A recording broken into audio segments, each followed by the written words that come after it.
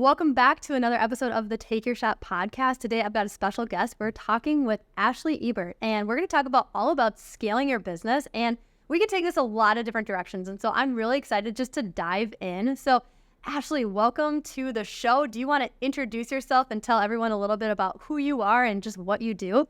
Yeah, absolutely. Super excited to be here. So I actually own two different businesses. The first is a wedding planning company called the Simply Elegant Group. We are a 7-figure business, so annually we bring in $1 million at that company, and we have 6 markets, a team of 30 planners. And honestly, through that journey of scaling it, I had so many friends, photographers, planners, florists, ask me like, Ash, how did you do that?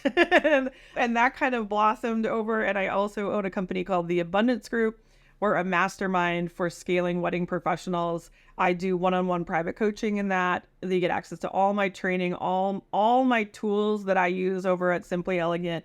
You get to see behind the curtain. I walk you through everything I've done, but then we also create your own strategy of scaling. And then that's just an amazing community of humans that are a part of that. So yeah, it blossomed from, I was doing this thing. I was kind of doing it out of the box. I was scaling so quickly, and people really realized the lifestyle I was able to have. I have a 6-year-old.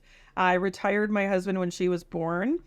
He does homeschool with her now. I get to travel the country and speak and go to retreats and conferences. They get to come with me. And then we try to hit Disney, once a quarter, living up here in Minnesota, we gotta go down there. But I think people saw that and they were like, man, sign me up. And I was like, here, let me tell you and teach you all the things. I'll give you everything you need to scale. And like I say, it's really been such a beautiful career to be able to help other creatives and wedding professionals feel the freedom that I think when we go into entrepreneurship and we leave the W-2 world, we crave that feeling of being able to do what we want when we want and make the money we want. And that's what we're all about at the Abundance Group.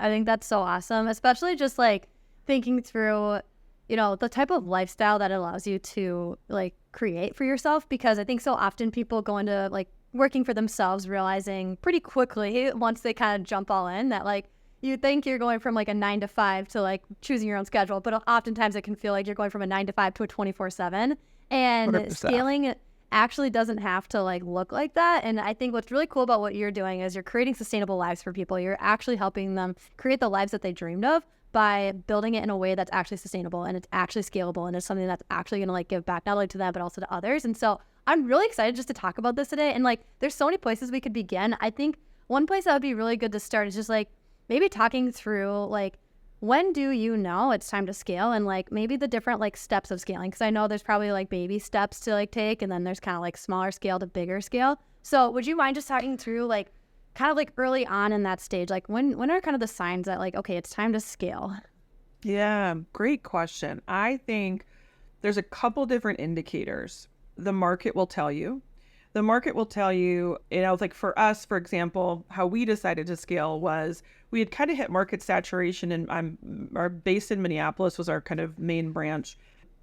And kind of year over year, we were doing the same 75 to 90 weddings. And we couldn't really get beyond that because of the market.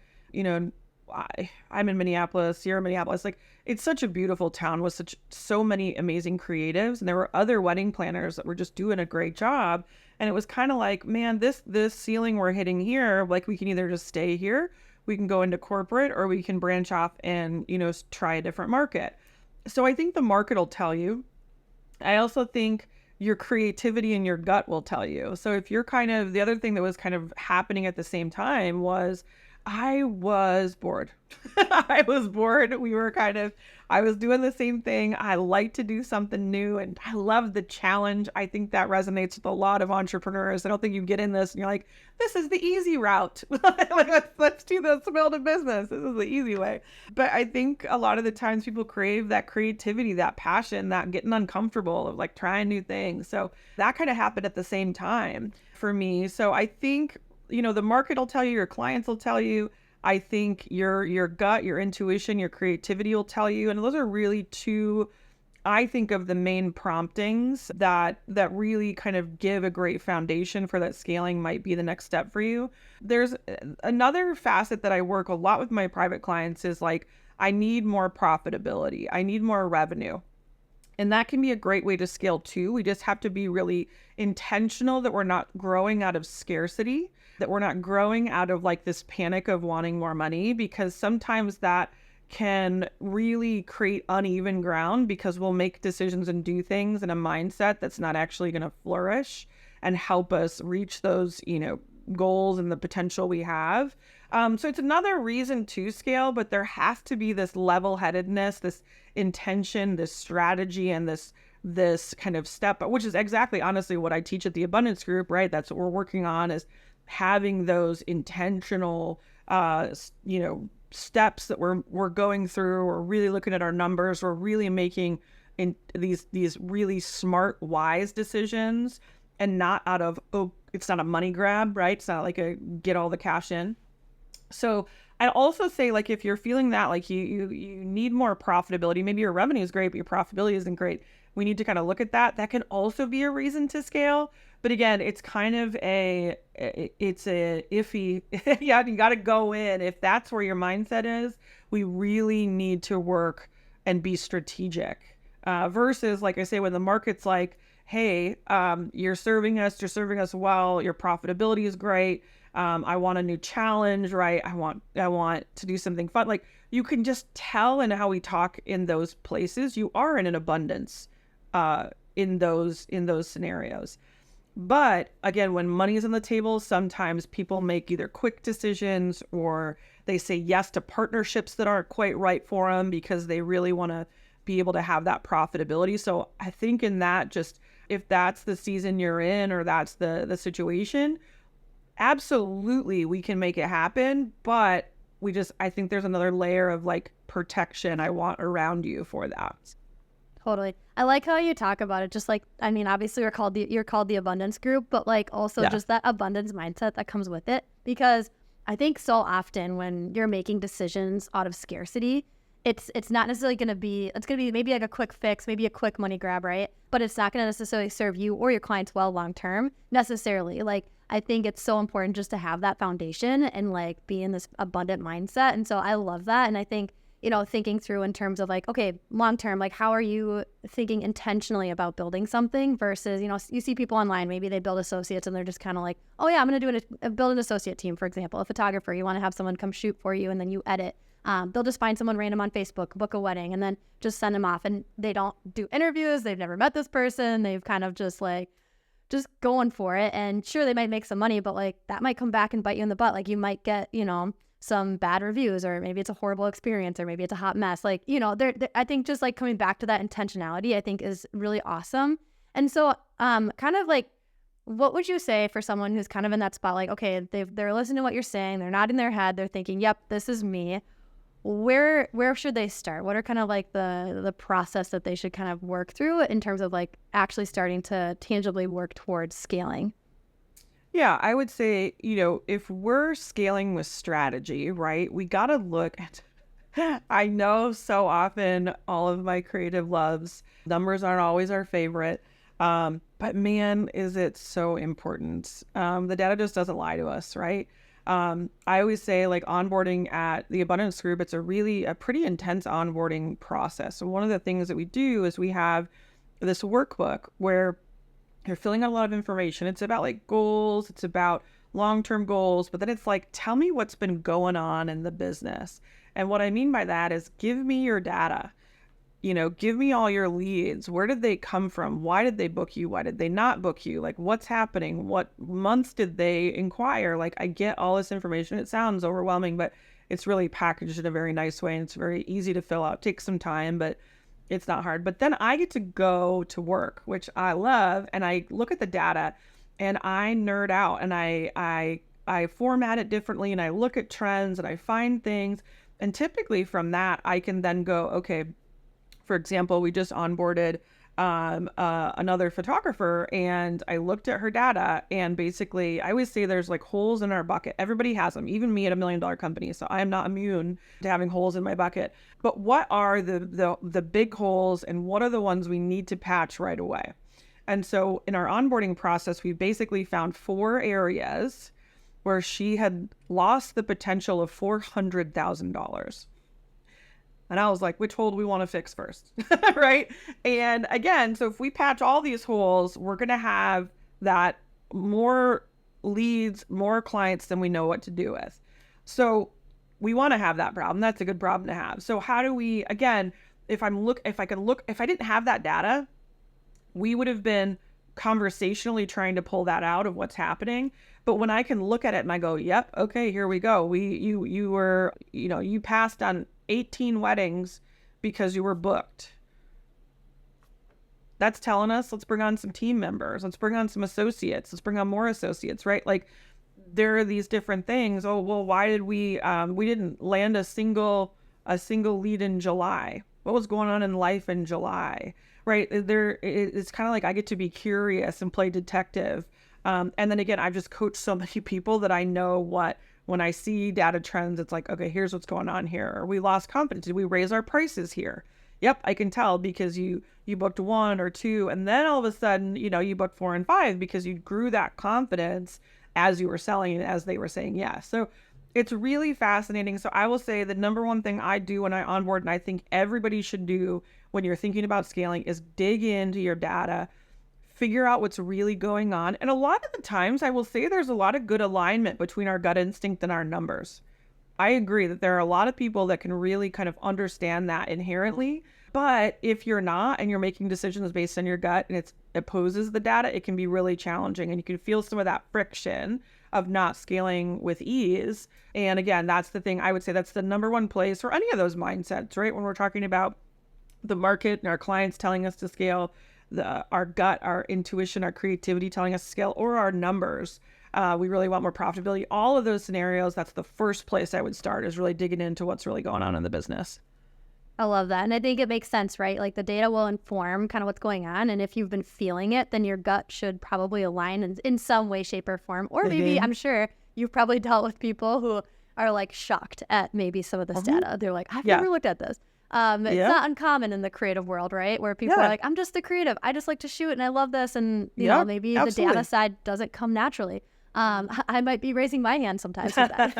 But again, that's why when I created the mastermind, like I wanted to solve that problem. I wanted to make the numbers not scary, and I wanted it to make it easy for us to communicate those, because now everyone's like, wow, scaling feels easy. And it's not like you're not putting any work, but like you have the confidence behind what you're doing and the changes and the augments you're making to your process, or, your onboarding or whatever that looks like, based on numbers. So the confidence just shoots through the roof immediately. And then because your confidence is high, the momentum follows. So they're like, I don't know, it's sorcery. And I'm like, that's data, kids. And like, right, like that's kind of like the old, like, right, all the stuff you learned when you were in grade school. But it's like, it's true. And again, I think my hope is just to always make it not a cumbersome task to get that, and have me do the work to look through it and analyze it. Sometimes that objectivity is also really good because we love our businesses and we really care about the growth. And I totally understand that. I live that every day. And some of that objectivity is been helpful for a lot of the people in the group. Totally. And yeah, I think it can be overwhelming. And so I think having that outside perspective, having someone who can like help 100%. Have a lot more clarity, who's seen this, who does this, who's been there, help clean that up. So I think that's really great. And okay, so we kind of started with analyzing the data. Now let's talk through some strategies. Like, what would you say are some of the top strategies? I know building a team is on there. I know relationships with other vendors and, how we work, all those things. But like, let's kind of dive in. So like, let's talk through some of the strategies. Yeah. So my big secret to scaling is that I adopted the mindset that scale equals people. You can't scale to probably some of your listeners' big dreams by dancing on TikTok and doing all these things or raising your prices. Like yes, that can give us some momentum, but the sustainability of scaling, you gotta get great at building relationships. And there's 3 kind of categories of relationships that I focus on and I think is really impactful and moves the needle. The first is preferred vendor relationships, partnerships, referral sources, just people, humans that you love, that jive with what you do. and feel like an easy kind of a good synergy of recommending clients back and forth. A lot of you guys are obviously photographers. There's a lot of planners are a great one. Venues are great. There's also one I love this. This is one of the smartest things I've ever heard. Is I bought a house, and my loan provider, as a gift for us, got us a like welcome home session. So they gifted it, and the photographer that had that partnership with the loan officer, her name is Sigrid. I'm obsessed with her. I love her so much. She just makes me happy when I'm around her. So she did this shoot for us. And since she has booked like 7 brand sessions and other sessions with myself and my family because I loved her work. So that partnership that she negotiated with a loan, like a home loan officer, like how random do we feel like that is? But what a gift to the client, and what a smart, savvy, like return clientele for Sigrid. So that's the kind of stuff we're looking for, making a win for everybody that's on board. So it's actually part of the magic of Simply Elegant. We have over 300 preferred vendor partners all across the country. And I always say, do you think we're worried about referrals at Simply Elegant? Probably not, right? Like, because we have 300 plus partners. And so these are vendors that I have always said, we want to find the win all the way around, right? So we want a win for the client, a win for the vendor, and a win for us. A win for us is that we can leverage it for marketing. So what we'll say is, our hope is to save you more than we cost you. It's kind of like our barrier to entry for couples that may not think they could afford a planner. This was back 15 years ago. Now I think planners are much more accepted, especially like event management. But so I would say to the vendor, I would say, okay, I want to partner with you. I want to refer you. I don't take any kickbacks or any commissions. But what we do is like, can you offer something cool for our couples? This should not affect your revenue. This should not affect your profitability. This should not affect your bottom line. This is something that's really simple for you to deliver, but really high value for the client. So again, one of the things a lot of our photographers will do is like an extra hour of coverage. They're like, I'm already there. Hopefully our team is an absolute blast to work with. We're having fun. They're like, okay, that way the client doesn't have to pick between hair and makeup and dancing, right? Like, so it's a really big value add for the client. Hopefully the photographer's job is just easier because we're there as planners and we love working together. We create a vibe on the event day where we're all having a blast, and we love the job, right? We're not as planners like the get stuff done boss. Like, we're there to take care of stuff, but like, we're going to have a good time. Like, that's our vibe at Simply Elegant. So the photographer's loving it. And obviously the client is a big win for the client. So that's what we're trying to find when we're creating and leveraging partnerships. Those are a couple examples, I think, that hopefully inspire you to think through, like, how could I apply that to my business? So referral partners and partnerships is one. The second is your clients, right? Creating amazing rapport with your clients. I always preach, you don't need more clients, you need better clients. We don't just need a volume of just, clients that don't necessarily fit and don't refer us and don't give us reviews and don't give us gratuities above and beyond. Like, we want better, we want great clients. And so how do we find those great clients? Again, it's through referral partners, through all of the things that we're doing. But how do we build that rapport? Well, we have a great onboarding experience. We set expectations really well for them, and we deliver, right? We don't have to over deliver. Let's deliver what we tell them we're going to deliver. Because I think a lot, especially I coach a lot of planners. There's kind of like the client bar, and then there's like the planners bar. And like, this is what we call anxiety, right? Like, they don't expect that. But, so I don't, we over deliver is fine, but like within reason, we catch a lot of worry and anxiety that is fulfilling because of that. So if we're setting expectations well, we're delivering, and we're building that relationship, right? That's key for clients to love on us and want to refer us. And so that's kind of the second pillar is our clients. The third pillar is our team, is leadership. Is the people that have given so graciously their time, their strengths, and their skill set to drive our business vision forward. And you're going to come to a season in your business where your team is more important than your clients. And I think a lot of people are like, no way, clients, like all day, I need all the, and I'm like, no, I would so much rather lose a client, lose a legacy client, and keep a talented planner on my staff without question, because the value that they're bringing. I mean, hopefully I've had some of my team members on with me for 10 years, and what a gift, right? So that's kind of a cool, I think, season in your business when you shift from your priority being, client facing and the client experience to really owning and stepping into this leadership and stewarding the people that are in underneath you and in your brand really well. That's one of the things I love when our people, all of our mastermind members are like, I hit that, Ash. Like, oh my gosh, my team is so, I love it. And it's like, that's just like, it's like a maturity level in your business. And you make decisions differently and you show up differently. There's this level of confidence where you're not worried about, getting clients anymore. It's this true like up level of abundance where you're just trying to ensure that you're taking care of the people that, again, have gifted their time, their skills to your brand. So those are, I would say, are like, if anything to take away from the podcast, to me, scale equals people. And there's three main facets. It's the vendor, it's the partnerships you have, it's the clients you work with, and it's your team members. I love that. I love that so much. And, people, there's a wide variety of people out there. I'd love to just kind of dive in and ask you a little bit more too, like, how do you, or what advice would you have for someone for like choosing the right people? Like, how do you determine like the right people? Is it the type of clients that they work with? Is there a specific like way to, niche down and like work with the clients that are going to leave those good reviews, like finding the right fit or, hiring the right team members? Like, do you have any advice for like finding the right people? Yeah, great question. So I would say vendor partnerships. The number one thing I do is I never bring a business card or anything to an event. And I am not there to talk about myself at all.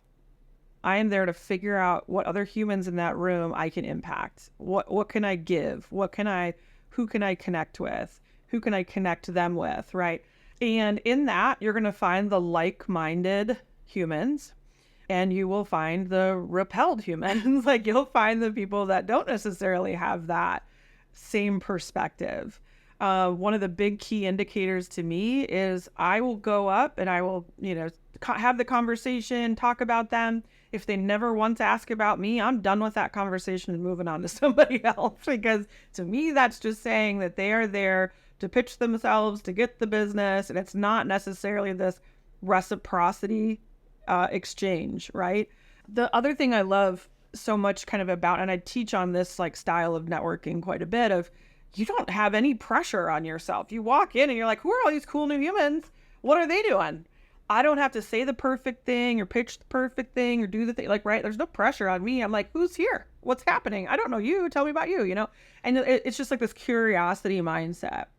And you're going to figure out who you vibe with and who you don't in those conversations. So I think that's a really easy way with vendors, like get in the room and then just also you're just in curiosity mode. That's it. How can you add value to everybody in the room? Like, what a fun vibe. Even if you're introverted, right, where you're not, like, those necessarily aren't the spaces that make you feel the most comfortable. If you don't have to sit and talk about yourself, these are why, honestly, introverts are some of the best networkers, because they do this organically. Us extroverts need to quiet, be, shut up and listen, right? Which not always the best at, but it is that thing of like, when you go into the room and that's the vibe you bring, it is a different experience for you. And that's what I want. I want people to get out and meet people, right? So I would say that's the vendor side. The client side, and actually the team side, there's a framework I use called the temperaments. And basically, to not get super nerdy, it's a little bit different than personalities. Temperaments is the foundation of who we are and what we're born this way. And, personality is kind of crafted over time, but temperaments, there's a permanence to it. So it's like, why does someone deal with that situation, that exact same situation differently? And it basically measures two things: extroversion, introversion, and are you relationship oriented or results oriented? And you can think of it as like, like a XY axis, there's, 4 different quadrants. And if you're an extroverted relationship oriented person, you're a bright, shiny yellow. We call them optimistic connectors at the Abundance Group. you love to work a room, you love joy, you are magnetic, like you're talking all the time, you use a lot of hand gestures, like, right? So, like, yellows are pretty easy to spot. Extroverted, results oriented individuals are reds or driven trailblazers. These are the boss types. Like, they get it done, they work hard, they have vision. A lot of entrepreneurs, again, fit this category. Um, and then blues, or what we call thoughtful developers, are introverted, results oriented. These are your individuals that care about the details. They can get caught up a little bit in perfectionism. They have a lot of questions. They're really curious by nature. And then greens, or compassionate influencers, are introverted, relationship oriented. I think a lot of people identify as ambiverts. I think they're actually like greens in my world, compassionate influencers, because they're introverted. Their thoughts and feelings go inward, but they love people. So there's kind of this duality. And we use this model. I honestly use this model even in my preferred vendor relationships. But my number one objective when I'm talking to someone is to figure out their temperament type, because then I can speak their language. To yellows, let's say this is a client. I know they want a best friend. I know they want to have someone excited with them about the vision. I want them to like feel connection. And again, I teach my whole team this, that we all know the temperaments, because we can leverage it to be more successful in our relationships. So if it's a red, for example, I'm working with a client who's a red, I give them deadlines, I meet the deadlines, I tell them what they need, I tell them what I'm taking care of, right? Like, it's definitely more of a transactional relationship. But here's why. It's because that's what they prefer. That's how they get stuff done. So great. I can do that. Blues, thoughtful developers, I'm giving them all the details. Here's everything you need to know. Here's a 78-page, like download what the timeline looks like and who's all involved and when they're involved, what their address is. Now you can text them or not text them, like all this information. Yellows would be like, I am not even opening up that document because I am overwhelmed. But blues want that, right? And then greens, I'm really making sure that they have lack of stress. There's harmony in the planning process, right? So you're leveraging these temperaments and these styles, and you're doing it in a way that is of service to the other individual, because a lot of people will say like, well, aren't you, you have your type. Isn't it feel like fake when you're showing up a different way? And I said, absolutely not. You're doing it out of this like servant mindset of like, I am here to make this a better experience for you. And so that's, I think, a quick hack on the like how to read people and how to build relationships really quickly. But like I was saying, you can use this client facing, but then you can also use it leadership facing. So when you're leading someone in your team, this I think becomes even more impactful and more important, because let's say you're trying to find someone who is going to help get the word out about your brand. They're going to go to networking events on your behalf, and you want to go out there and build relationships. Well, who are you going to send, or who are you going to try to align in that? Probably a yellow, right? Who are you going to have, like when you need ops, you need systems, you need SOPs written, you need, follow-ups, a system for your sales process. Well, who are you going to have do that? Probably the thoughtful developers, probably the blues, because they're going to have all that detail organically and intrinsically based in who they are. So the alignment with the temperaments, especially from a hiring perspective, can be super powerful. And you don't want to set people up so they don't succeed in roles. And a lot of the times what I hear with people that are hiring, and again, a ton of my private clients do it, like, don't feel bad if you do it. It's like everybody does it, of like, you find this one person you trust and you give them all the different things to do. You give them follow-ups and networking, and then you also tell them to build your SOPs and, all this stuff. And it's like, realistically, they're probably not going to be good at both things, because we're holding space in two different areas of the brain, but also just skill sets in general. So that's my like not super fast, but like really, I think, powerful way for each of those like scaling methodologies that I think can be really, really helpful when we're like those scaling strategies that we're using. Totally. And I think your approach is just so refreshing to hear, because it's really playing on like not only people's strengths, but like a big part of just like who they are and like how they're created and wired. And so I just love that that's like your approach to like leading people and connecting with people. And I think, you really took something that can be pretty complicated in a lot of ways and just like simplified it. And I think that's just like really cool. So I really appreciate you just like sharing that bit of it. And I know you mentioned kind of like, one of the mistakes is, sometimes people delegate the wrong things to the wrong people just based on those things. Are there any other like big mistakes that you see people making when kind of stepping into scaling and scaling their business in general? Yeah, we're all friends here, right? I can be real honest. I can say something that is going to be hard to hear. Like I say, we're all friends. And if you know me, like it's all out of love, 1,000%. Everything, it's. I think one of the biggest challenges and the most difficult challenges to get out of is overpaying your team. So, saying, the commission split's going to be 60-40, 60% goes to them, 40% goes to you, right? We have to be, this is again where the data comes in. We got to make sure that we have the profitability to scale, because now we're not only just having our typical business expenses, we're going to bring on more business expenses, like up leveling your own education with a mastermind or a coach. You're also going to probably up level your systems. You're probably going to need more marketing budget. So like if we spend all of our money on the team, then we don't have the ability to leverage it to scale. And then what do we have to do? Well, we have to invest other resources like time, which a lot of the times when I'm working with my pros that are scaling, they're burnt out already. They don't have more time to give necessarily. So something to think about. The other reason, or the other kind of thing around this that I want to say is when your compensation plans are overly generous and they're not rooted in how can the business be profitable, the reason why people do that is to be good to other people. I want to pay them well.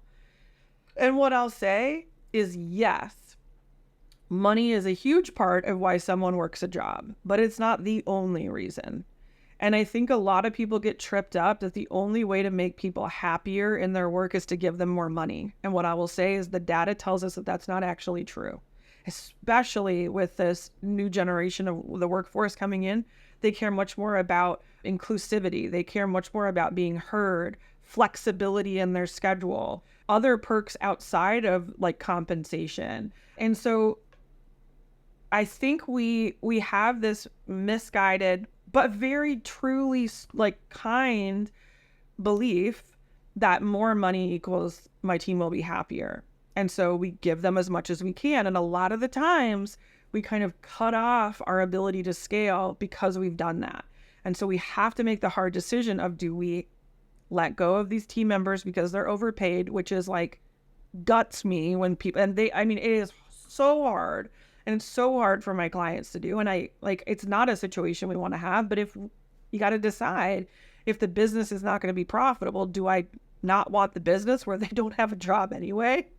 Or do I have to, or can I have and I've definitely helped guide a conversation where it's like, hey, we have to change our compensation structure and this is going to impact you. And I'm so sorry. This is the reality of it. I would love for you to stay. I'd love for you to still be part of the vision. And this is the reality of it, of what happened in 24, of what we're trying to do in 25. And this is what we have to do. This is this is the current situation and circumstance. And we've successfully navigated a couple of those conversations. They're probably the toughest conversation you'll ever have as a business owner. And you'll live to fight another day, you'll get through it. So I will say, like, that is it. Again, we're all friends here. That's like really hard to hear. And some people are like, oh, that's me. I overpay. And here's the thing I want to tell you is it's because you're a kind person and you did it out of loving and caring for somebody else. There's nothing wrong with that. And if our new objective is profitability and scaling, we just got to figure out a way through it. Totally. And I think that also comes back to just like the point in which you started, which is like just knowing your data. And, as you dive into that, being sustainable not only is about, making sure that, the business keeps running, but also that like it's sustainable so it can continue going, continue serving people. And yeah, just knowing your numbers is a huge part of that. So I get that. And like, I know that, you don't know what you don't know until you try. And sometimes, you can make those mistakes on your own, or diving into a mastermind where someone can like guide you through this. And so I'd love for you to just like tell us a little bit more about like your mastermind group that you have and how you guide people through scaling. If you don't mind, just like telling us a little bit about like opportunities to work with you and what that could look like.